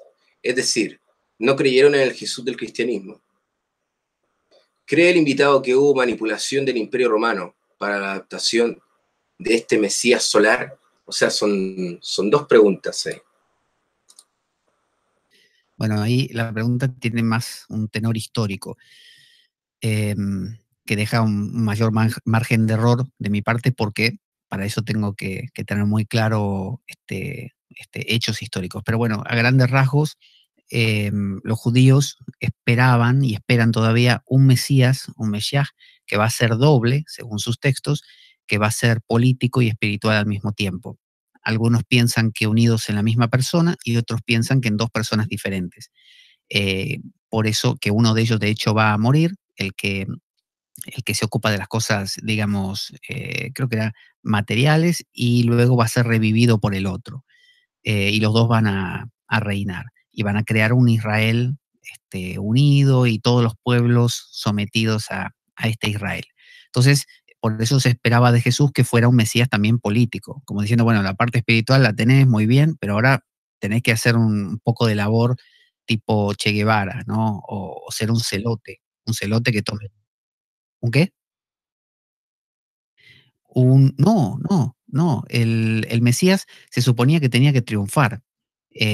Aunque mataran a uno de estos dos, enseguida revivía, pero tenían que triunfar, tenían que demoler al Imperio Romano, vencerlos por completo.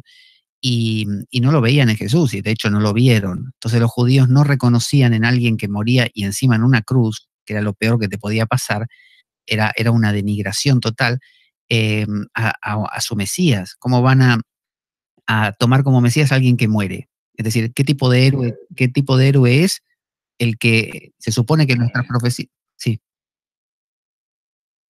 Justamente, yo te encuentro toda la razón, pero ¿qué habría entonces luego de la resurrección? Por ejemplo, porque la resurrección justamente habla de esta idea de el triunfo, ¿cierto? Por sobre esta muerte. Yo creo que, y ahí es el campo de la especulación nada más, porque estoy hablando de lo histórico. Ahí se mezclaron varias cosas. Por un lado, los judíos, Pedro, Santiago y todo el grupo de apóstoles, obviamente sabían que iba a morir, y se dice que él dijo que iba a resucitar. Pero el Mesías no se suponía que debía morir ni nada. Por eso ellos estaban muy confundidos y le decían, escúchame, no vayas a Jerusalén, vayámonos para otro sitio, que ahí te van a agarrar. Y él insistía que quería exponerse, que quería que lo agarren. Entonces murió. Hasta ahí está el tema. ¿Qué pasa con el después? Bueno, por alguna razón y de alguna manera se empezó a elaborar la teoría de que la tumba estaba vacía y que había resucitado. El querer entremezclar esto con hechos históricos es muy difícil, porque en realidad la única prueba de que hubo una tumba, que hubo un señor llamado Jesús crucificado y que la tumba estaba vacía, son los escritos de los propios evangelistas, Mateo, Marcos, Lucas y Juan, los cuales desconocemos por completo, no sabemos quién fue el autor de cada uno de esos. Esos Mateo, Marcos y Lucas y Juan es como si dijéramos Pedro, Juana, María y Marcela, cualquier nombre, no sabemos quiénes eran. Que Lucas era médico, no lo sabemos. Que Mateo era, no sé, cobrador de impuestos, no lo sabemos. En realidad lo dice la tradición.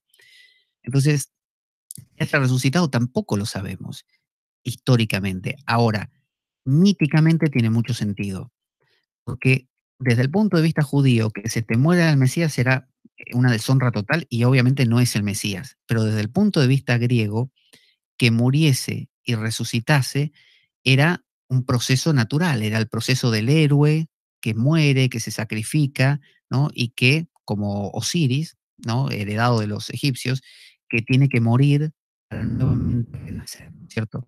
Entonces, era muy coherente ese proceso. Y para presentarlo a un mundo pagano, a un mundo romano, a un mundo griego, helenizado, a un mundo con visos todavía de Egipto, ¿no? Como vemos en el Imperio Romano cuando ocupa toda la zona de Egipto y con Cleopatra, con esa dinastía de, em, bueno, antes del mundo romano lo hizo Alejandro Magno y Ptolomeo, su general, ¿no? Y después los romanos con esto de Marco Antonio, Cleopatra y César. Bueno, vemos que el mundo egipcio también tiene estos mitos de resurrección, de resucitar a otra vida. Entonces era muy normal que un héroe a nivel ya mítico pagano resucitase. Entonces, con este mensaje se podía llegar a todas partes y se llegó a todas partes. El mundo romano lo entendía seguramente mucho mejor resucitando que siendo un líder político físicamente poderoso. ¿Y tú cómo lo ves, Pablo? ¿Quién es Jesús, en realidad? Un personaje histórico para ti, ¿cierto? Gnósticos me tiene muy sin cuidado el hecho mismo de que haya existido. A mí me da exactamente igual. No me interesa, o sea, si tengo la oportunidad investigo y leo cosas, pero no me interesa en el fondo, de la misma manera que si me dices, ¿para ti existió Krishna? Me da igual. El Bhagavad Gita es genial. Es una escritura espectacular. ¿Existió el Buda? No sé, pero los sutras están buenísimos y revelan cosas geniales. No me importa si es un personaje mítico, si es un mito. Para mí un mito es tan real como una persona de carne y hueso. Entonces, si existió, como es muy difícil definir, bueno, dónde existió, realmente vivió acá, era este el pueblo donde él vivió, acá murió, todavía está la tumba de Jesús. ¿Será esa la tumba de Jesús? No sabemos. Está la iglesia esa del nacimiento de Jesús. ¿Nació ahí? No lo sabemos tampoco. Em, ¿Cómo era? ¿Qué cara tenía aquel pelo? No sabemos. Hay Jesús negro, Jesús blanco, Jesús rubio, Jesús de ojos celestes, no lo sabemos. ¿Qué dijo realmente? Tampoco lo sabemos. Tenemos los evangelios, sí, los evangelios son una narrativa que se contradicen mutuamente porque justamente tienen fines catequéticos, tienen fines de convertir, de transmitir, de contar una historia. Mateo se la contó a los hebreos, Lucas se lo contó a los griegos, Marcos a los romanos, y así. Y Juan tenía su perspectiva diferente. Luego el Evangelio de Tomás, que está lleno de aforismos, básicamente sin narrativa, se dice que era de una escuela justamente opuesta a la de Juan. Juan era más literalista. El Evangelio de Juan es como Cristo era Dios, todo el tiempo está diciendo Jesús era Dios porque Jesús era Dios, y Tomás dice, no, Cristo está dentro.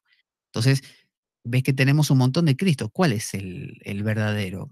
A mí, la verdad, eso, me tiene sin cuidado. Yo destilo de cualquiera de estos evangelios una visión espiritual, una visión neumática, y eso me basta. No lo necesito lo otro. Si no empiezan debates tipo, ¿cómo puede ser que no, que el manto de Turín es falso, porque la sangre que quedó acá no es de él, y que si el apóstol Santiago llegó a Compostela o no, verdaderamente? Exactamente. Justamente ayer, hablando de la alquimia, el canal de Thomas, entramos en ese debate, porque la alquimia también muchas veces se busca ver como algo físico, material, la alquimia operativa, cuando hay cosas que son mucho más profundas y trascendentes, que sería el aspecto de la alquimia especulativa o la alquimia esotérica, que no importa tanto si la piedra filosofal, por ejemplo, es real, sino más bien importa la profundidad del aspecto interior y cómo la alquimia te ayuda a desarrollarte a ti mismo, a ser esencialmente quien tú eres, etcétera, etcétera. Así que en ese sentido te encuentro toda la razón, Pablo. Eh, Quiero preguntarte por el Apocalipsis, justamente, de San Juan, porque tú dices que, bueno, tiene una visión literal, pero tiene también muchas más interpretaciones. Hay una interpretación alegórica también, que tú la has tratado también, está la interpretación cabalística, por ejemplo, y se dice que el Apocalipsis de San Juan es un libro esotérico. De hecho, Blavatsky justamente decía que era el libro que más le interesaba, porque tenía este aspecto esotérico. ¿Cómo sería el Apocalipsis? Es de hecho un libro con unos símbolos omnipresentes en toda su extensión. Y son muchos símbolos. Lo que pasa que cuando uno mira el Apocalipsis, lo que tiene que ver, como cristiano, normalmente la gente lo mira fuera de contexto. O sea, ve los 4 evangelios, las epístolas, que son todos, los evangelios tienen algunos episodios medio raros, como resucitar muertos y demás, pero no mucho. Están dentro de lo histórico, como diciendo, bueno, un tipo con capacidades curativas podía curar a un ciego y demás. Está bien, lo aceptamos. Después vienen las epístolas, que en realidad vinieron primero temporalmente, pero están después ahí, que son casi arengas morales, explicaciones de cosas del dogma, y finalmente aparece un escrito que no tiene nada que ver con nada. Y uno dice, esto es como una película de Ingmar Bergman, es el séptimo sello. Y, pero en realidad, si uno retrotrae, se descubre que en Ezequiel, en Daniel, en un montón de profetas, se encuentran estas mismas cosas, e inclusive en otras partes, como no sé, el Deuteronomio, que hace alusión a distintos detalles, se encuentran plasmados ahí. O sea que ninguna de esas imágenes, en general, salvo una o dos, son originales del Apocalipsis. Juan era un tipo inmerso en la cultura hebrea, por lo tanto tomaba imágenes del Antiguo Testamento, del inconsciente colectivo hebreo y en última instancia del de la humanidad. Lo único que tiene, dice Jung, como algo distintivo propio, es la mujer vestida de sol, ¿no? La mujer vestida de sol con una luna a sus pies y una corona de 12 estrellas, que estaba encinta, que gritaba de dolor y que tenía un niño en su vientre y que dio a luz huyendo de un dragón rojo que la perseguía, y entonces el espíritu la llevó al desierto para que se protegiese y se llevó a su niño hacia los cielos porque reinaría más adelante con cetro de hierro. Entonces, esa es la única imagen que no está antes. Y Jung dice que eso es importante porque muestra cómo el inconsciente de la humanidad en ese momento estaba pidiendo una evolución más de la cosa, ¿no? El hijo, ¿no? Y además la mujer que da a luz, ¿no? Que representa la novia de Cristo. Entonces estaba pidiendo la figura femenina, que en el Antiguo Testamento aparece solamente 2 veces. Aparece como Esther, que tiene su libro propio en la Biblia, como Ruth, que tiene su libro propio, y después como alguna mujer por ahí que cumple alguna función, como la prostituta que deja entrar en Jericó a los guerreros, o como la sabiduría en el libro de Proverbios y en el libro de la sabiduría también. Pero acá aparece ya como una mujer con propio derecho, que es la que genera la idea de la Virgen María después, la necesidad de que necesitamos una figura femenina, y una figura femenina que además se vuelva divina, que ascienda, ¿no? Por eso María se dice que es María Asunta, ¿no? Que asume a los cielos, ¿no? No asciende como Cristo, sino que es llevada a los cielos.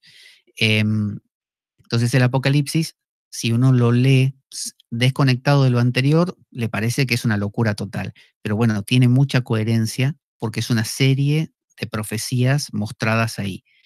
Y juega con esas numerologías, como dice muy bien Fernando Laredo, que es experto en eso, número, del número 7, de los 7 planetas, de los 7 niveles, de la escala de Jacob, de los 12 planetas, de los 12 signos zodiacales, ¿no?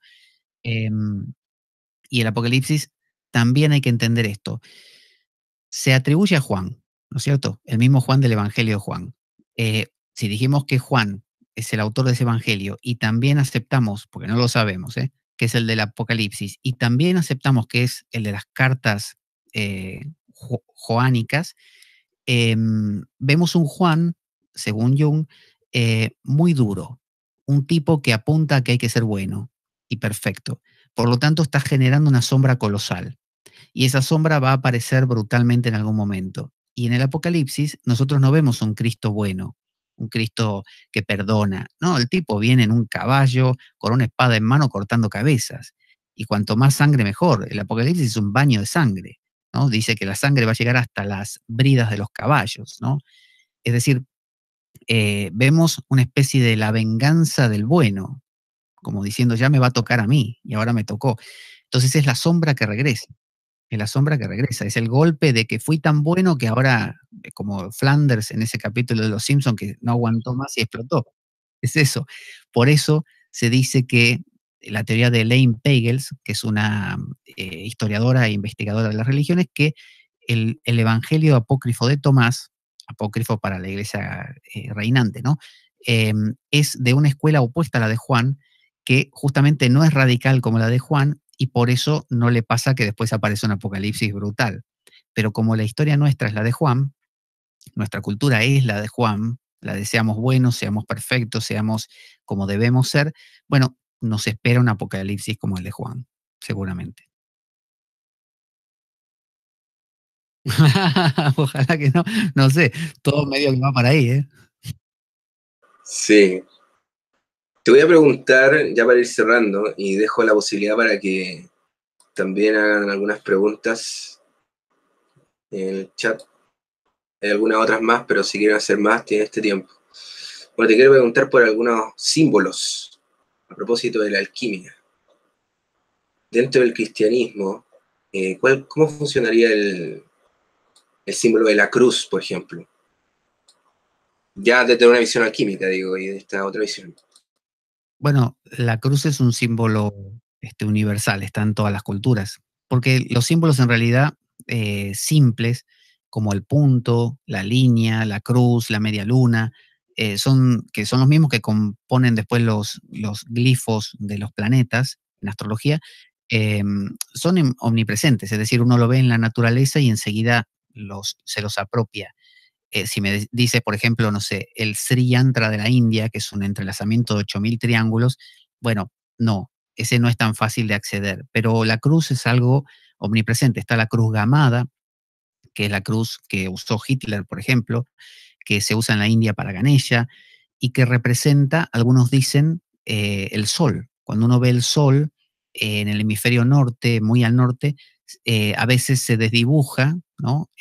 Con la bruma y forma como esos rayos que parecen circunvalarlo, ¿no? Y dan la imagen de como una especie de hélice. Entonces, una cruz es una intersección de dos vectores, el horizontal y el vertical. Y si todos entendemos, tenemos esa sensación de que tenemos un cielo arriba de la cabeza, que es muy grande, y que la tierra la tocamos porque está acá, pero el cielo está allá, y a veces nos caen cosas del cielo, por lo tanto tendemos a pensar que el cielo es lo desconocido. Bueno, el palo vertical instalado en la tierra nos habla de un ascenso, ¿no? De buscar el ascenso.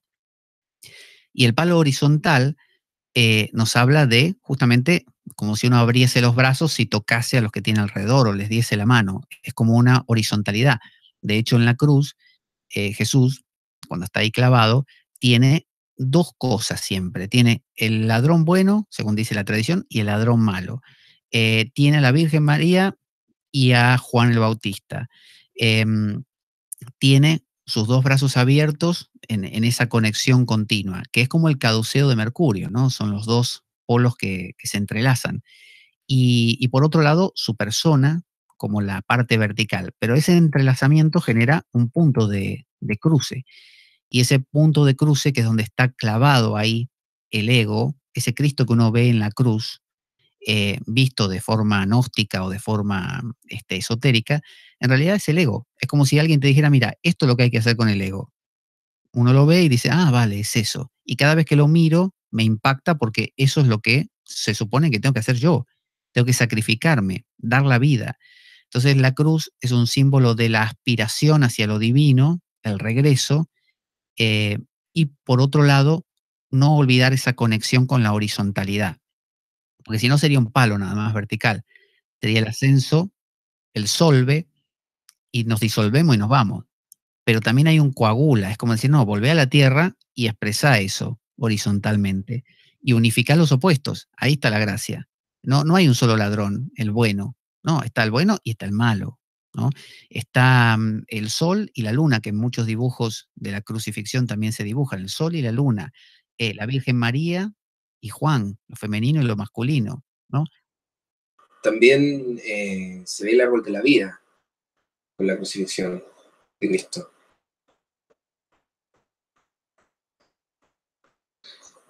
Exactamente, el árbol cabalístico. Mm. Sí, yo no soy experto en Kabbalah, pero sí, la corona, obviamente arriba, es Keter, es hacia donde se dirige todo el proceso alquímico, o todo camino místico. La base donde está clavado en la tierra, es justamente el Gólgota, es Malkut, este mundo. En el medio está Tiferet, ¿no? Que es justamente símbolo del sol, ¿no? Del ego, que tiene que ser trascendido porque es el canal central de ese árbol de la vida.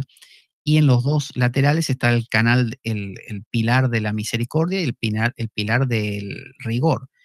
Están representados por lo masculino y lo femenino, que tienen que equilibrarse. Por eso cuando uno ve la escena de la crucifixión, que de hecho Lucas, que es el que mejor pinta estas imágenes en sus evangelios, juega con un poco con el teatro griego, ¿no? Que tenía que ver con impactar a los participantes y hacerlos partícipes realmente, conmoverlos, conmoverlos. Entonces, él pinta esta imagen para que te conmueva, para que te toque, para que te metas ahí y veas estos polos y te cuenta, mira, estaba la Virgen María y Juan y Cristo con los brazos abiertos. La tradición agrega lo de los ladrones, porque en realidad en los evangelios no están los ladrones. Pero bueno, tiene que ver con eso la cruz. Por eso para mí es un símbolo de como si el silencio te dijera, mira, al ego, al demiurgo, mira, se trata de que aflojes, se trata de que, ¿ves? Tenés que morir. Y en la escena de la crucifixión, ¿tú cómo ves de manera simbólica los clavos, por ejemplo?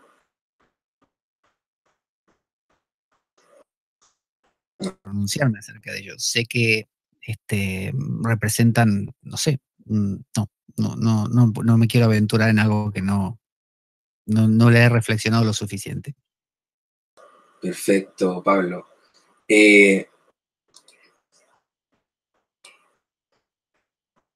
Es una fijación del ego. El ego está fijado a ese madero, está fijado, está detenido, y Jung suele decir que la cruz representa el ser. Entonces es fijar al ego, como cuando uno agarra, por decir, una rana y la extiende, los que la estudian, por ejemplo, que le ponen alfileres, entonces la fijan, en ese caso, para estudiarla, ¿no? Entonces esa fijación es necesaria para detener al ego, congelarlo, ¿no? Y poder quebrarlo, entonces. Y por eso después le clavan también esas dualidades. Fíjate que por un lado le clavan una lanza y por otro lado le dan una esponja por una bebida para que tenía sed, ¿no? Las dos cosas. Entonces ahí el que lo mata, el que lo quiere matar, ¿no? Que ya en realidad estaba muerto, y por otro lado la esponja. Pero es una fijación. Los clavos representan en ese sentido, ahora que lo reflexiono por ese lado, una fijación del ego. Es necesario fijarlo. Es como que si tú tienes algo que se mueve, se mueve, se mueve, no lo puedes agarrar, no lo puedes coger, no lo puedes detener. Hace falta congelarlo, agarrarlo con algo y decirlo, lo dejo quieto para poder matarlo. Muy bien. ¿Cómo ves la relación de las espinas de las coronas de Cristo con el corazón espinado, el Sagrado Corazón, que también aparece iluminado? Mm, Ahí de nuevo. Esa vamos a dejarla para más adelante porque no recuerdo algún significado con eso o no me viene en este momento. Y solamente la idea del corazón, que es muy importante dentro de esta idea, un poco.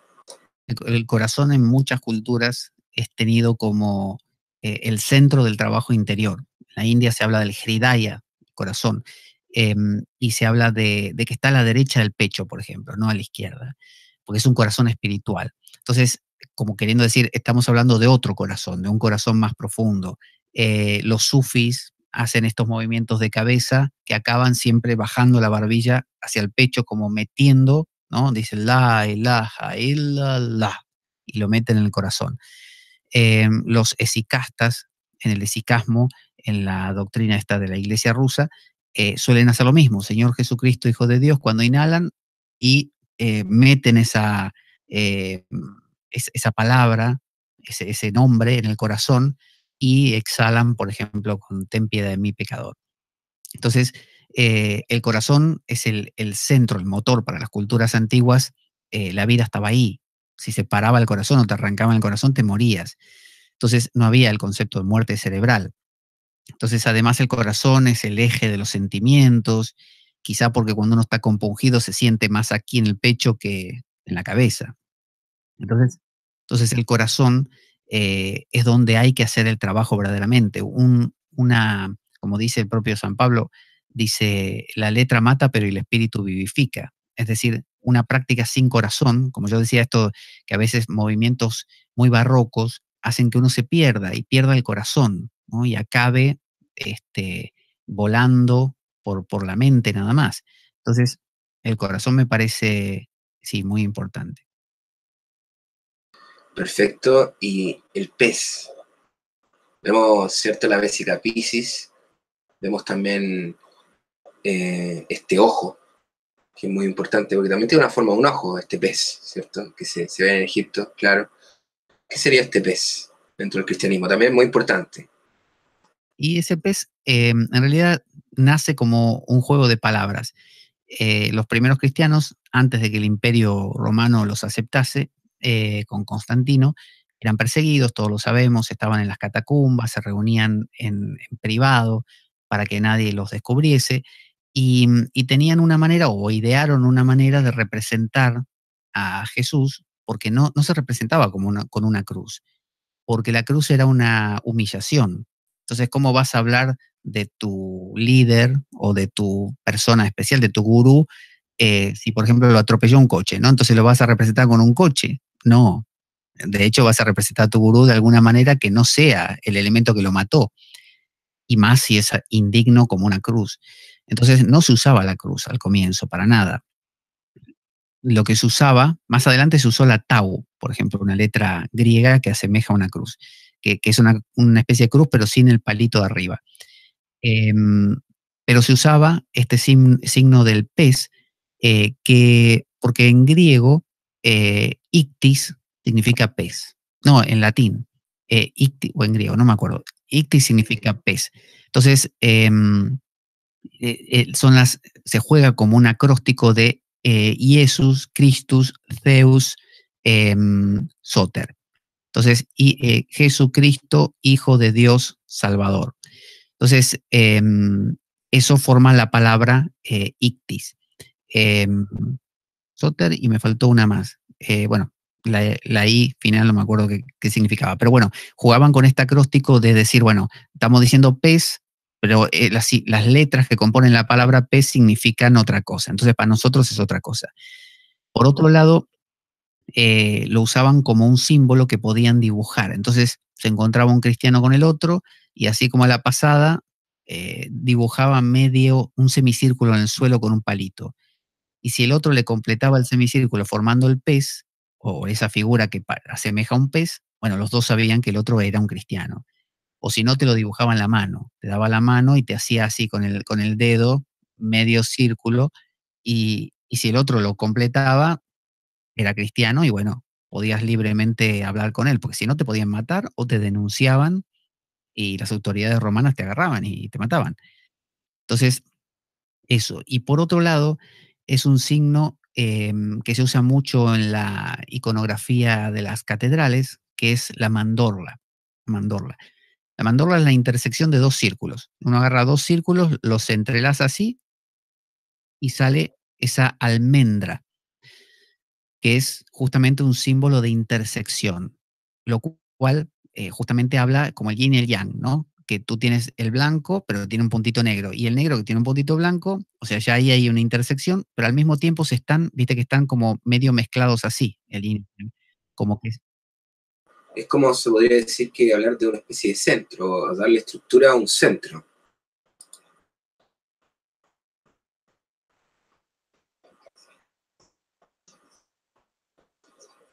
Claro, claro, porque justamente como hay una intersección, se podría decir que genera un espacio vacío que es como una especie de espacio que va hacia el centro, o podría indicarnos un centro al estar en la unión, podríamos hablar.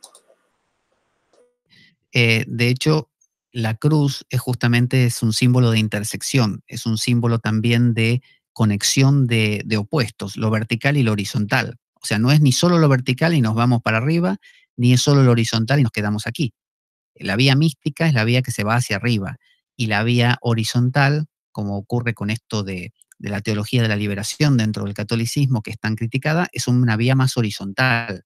Es ayudemos a los pobres, ¿no? Quedémonos ayudando al mundo.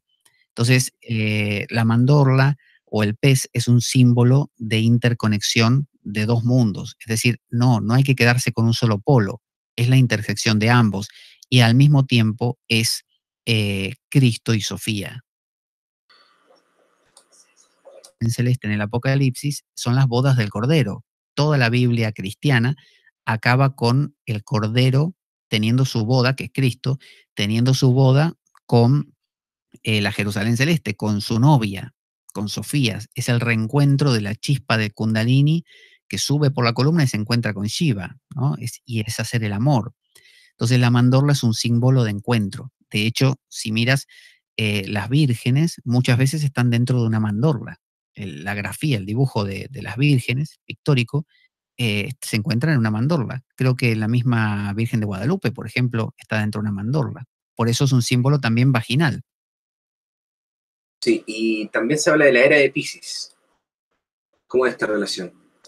Yo eso no estoy seguro que realmente tuviera una verdadera relación, porque, no sé, se me hace que esos son conceptos que se agregaron después. Yo no sé si la gente de esos tiempos estaba tan impregnado de nociones que eran más babilónicas, qué sé yo.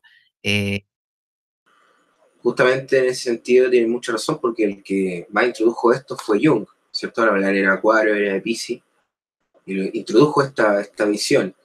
Y tú dices que en ese momento histórico probablemente no se tenía esto, entonces dudas entonces de que haya existido una era de Piscis desde ese punto de vista. Cultura como los hindúes sí la tenían, y también los caldeos y babilonios, porque ellos hacían un cálculo que se llama precesión de los equinoccios, de corregir eh, el desfasaje que se iba produciendo en el movimiento de la Tierra, que es el movimiento así como peonza, como un trompo. Eso produce, ese eje que se bambolea, produce la precesión de los equinoccios. Entonces, ellos lo corregían y lo definían bien. Los hindúes tenían esas eras bien marcadas y los caldeos también.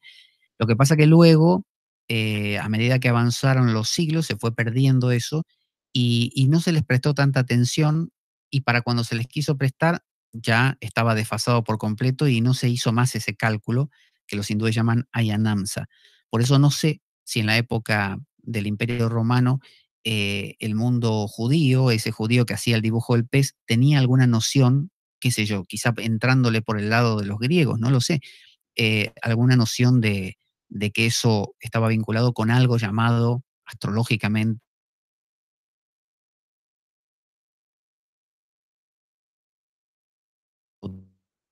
porque no digo que, em, bueno, no sé dónde quedó, pero no creo que los judíos tuvieran un contacto con estas nociones astrológicas. Que los babilonios, los caldeos, los hindúes sí tenían estos cálculos, es un hecho, y lo siguen teniendo y nunca lo han dejado y siempre lo corrigen y lo tienen. Occidente no. Entonces se fue perdiendo. Quizá por el lado de que lo egipcio y babilónico entró por el lado griego, o lo hindú por el lado griego, y llegó y se mezcló con los judíos, puede ser. Y en ese mundo cristiano, que era una fusión de razas, podía ser que hubiera un poco de eso. No lo sé. Pero por el lado hebreo, no. No, porque los judíos no tenían astrología, no le prestaban la mínima atención a la astrología.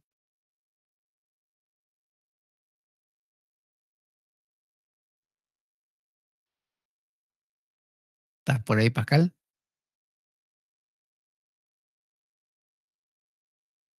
Oh, vale, vale.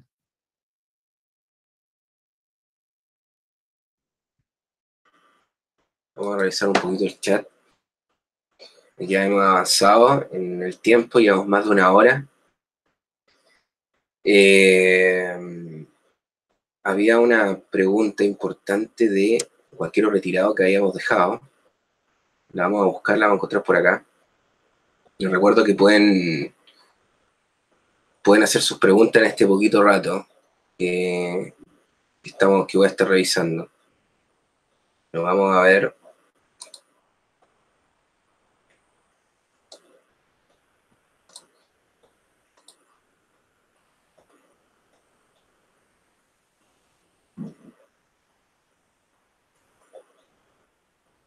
Dice,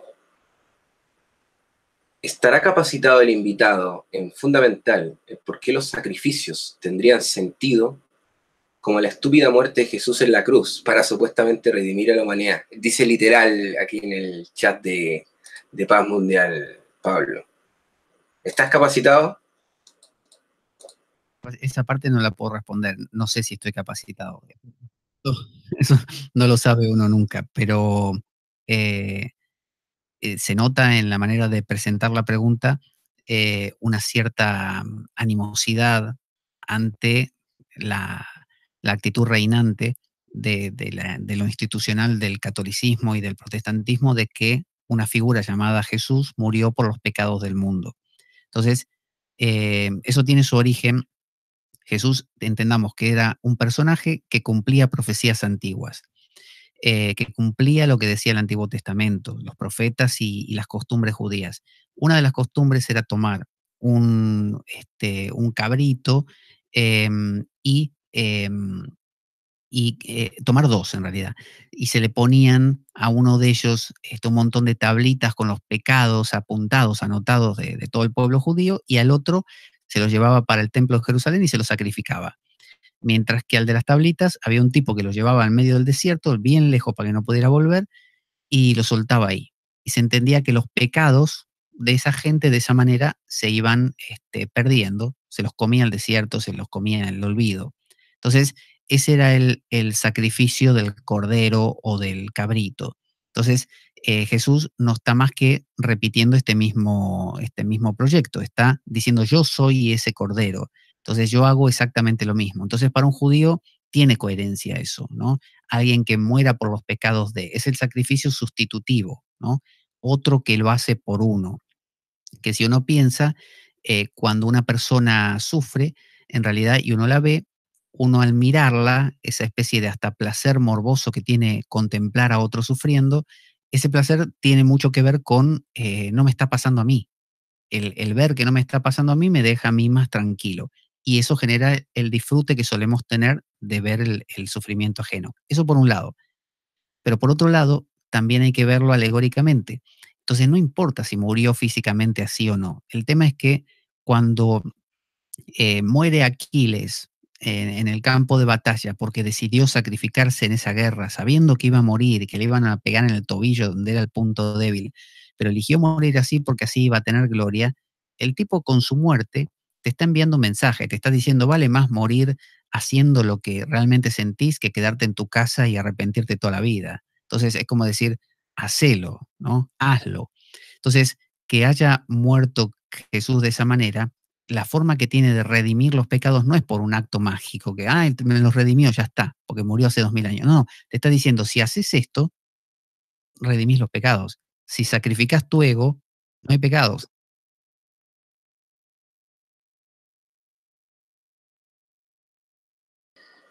Bueno, hay otra pregunta en el chat, antes de que se me pase, se me estaba olvidando. Pregunta si conoce a Oliver Twist, si puede hablar de Oliver Twist. Dice que es huérfano como Lucifer. El nombre, debo haberlo visto o leído algo de él, pero no. O es un personaje de algo, pero no sé bien. No. Perfecto. Bueno, vamos a terminar, Pablo, porque ya llevamos un rato. Llevamos más de una hora, así que yo creo que ya es suficiente. Un saludo a todos los que ya están escuchando, que aún nos acompañan. Y bueno, también te agradezco a ti, Pablo, por habernos acompañado y habernos regalado un poco de tiempo para conversar acerca de este tema que hoy, digamos por la fecha, el contexto, ¿cierto?, apoya mucho esto, y aparte que es un tema que se sigue conociendo poco en realidad. digamos que a pesar de toda la información y lo de la teosofía y todo eso, todavía hay una mala interpretación, un rechazo a no querer entender de que probablemente algunas personas se equivocaron y lo interpretaron de una manera literal, pero en el fondo estamos hablando de otra cosa, mucho más profunda. Y ahí me gustaría escuchar tu opinión final respecto a lo que opinaste al principio, es decir, esta idea de que en este momento hay una visión, una necesidad de volver hacia lo espiritual, que es como lo que también pasó en la New Age, y continúa esta idea por esta auge industrial, ¿cierto? Y la idea de reinterpretar las cosas, de reinterpretar el cristianismo, reinterpretar ciertas cosmovisiones, es bueno, o sea, la gente lo ve como algo que le da fuerza, como que se siente más integrada, se siente más ella misma. De hecho, tú haces mucho eso en tu canal, tú reinterpretas continuamente ciertos aspectos de las religiones, ¿cierto? ¿Qué hay detrás de esto de reinterpretar la religión, de esta cosa de buscar lo que no te dio la ciencia? ¿Tu opinión de eso? Pienso, como decía al comienzo, que es una necesidad humana y muy acuciante. Lo que pasa es que no se nos ha educado para eso y lo que suele suceder es que queda simplemente en la superficie y que ante el menor intento o dos o tres intentos, eso se convierte en simple animosidad ante estas perspectivas porque no se comprenden. Entonces, siempre la gnosis ha sido minoritaria, por eso es que se la descartó, porque no servía para las multitudes. Las grandes multitudes son de naturales y de carnales, pero no de espirituales. Entonces, no digo de nuevo que haya personas de cada tipo y exclusivamente de cada tipo, digo que dentro nuestro prima más la parte carnal y la parte natural y no tanto la parte espiritual. Entonces, aunque, como tú bien dices, yo haga en mi programa muchos enfoques en esa dirección, sé que a su vez, que es la razón por la cual las visualizaciones de uno de mis programas no va a tener nunca la misma cantidad de visualizaciones que uno que se titule, por ejemplo, no sé, metí la mano en el microondas, lo encendí, ya que no sabes lo que pasó. Ese tipo de personas apuntan a lo carnal y a lo natural, sobre todo a lo carnal, que es lo más abundante.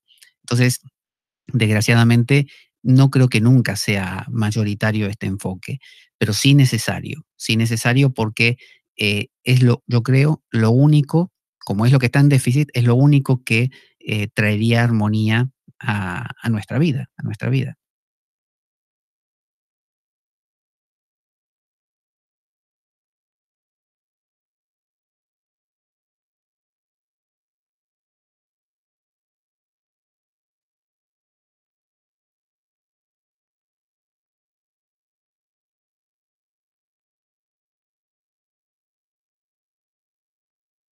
Mm,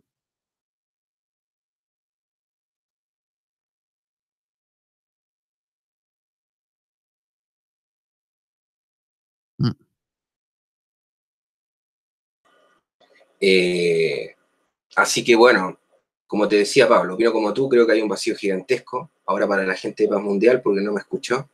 Creo que ahí sí, creo que hay una creo que hay una carencia de interpretación justamente. Y bueno, vamos a cerrar, Pablo. Te agradezco que hayas estado aquí. Te mando un abrazo y también mando un abrazo a todos los que nos están escuchando. Espero me estés pasando muy bien, la sigan pasando muy bien. Que disfruten el fin de semana, desde luego. Que vean los videos de Paz Mundial, por favor. Vean los videos también de este canal. Y vean los videos también de Pablo, que están muy interesantes. Hay unas cosas bien interesantes respecto a este tema y también otros temas esotéricos, relacionados a la espiritualidad, filosofía, etcétera, etcétera. Así que bueno, Pablo, muchas gracias por estar acá.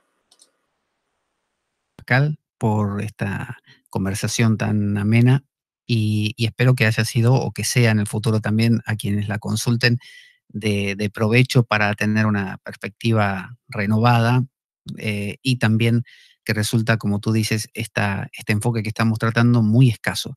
Si uno revuelve la web para encontrar enfoques así, realmente prácticamente no hay muy poco. Entonces, por eso creo que es necesario. Así que muchas gracias por plantear esta temática. Perfecto, Pablo, muchas gracias a ti. Bueno, nos encontraremos en otra oportunidad. Les mando un saludo y un abrazo gigantesco desde Paz Mundial y Archivo Saeter. Hasta la próxima.